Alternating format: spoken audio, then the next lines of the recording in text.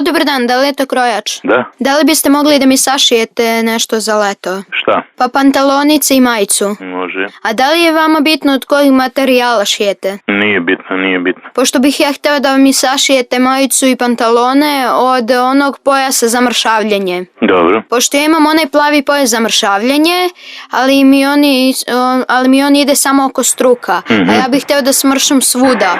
Pa zato hoću da kupim nekoliko tih pojaseva i da vi od njih napravite majicu i pantalone. Može. Koliko bi to koštalo? Morao bi da vidim to, šta imate, zaneste pa da vidim i rekao bi vam cenu i to je to. A meni je samo problem što ja tek trebam da kupim te pojaseve. Kad budeš kupio, onda tu sam. Da je materijal ili šta, ali nemam pojma. A što kad ja kupim manje nego što treba? Pa proširi se šta. Možda je manje da vam ja kažem moje dimenzije, pa da vi na osnovu toga kažete koliko treba materijala. Reci. Evo, ja sam visok 1,15 m, imam 60 kila, a pojas je dugačak 1,5 m i širok 30.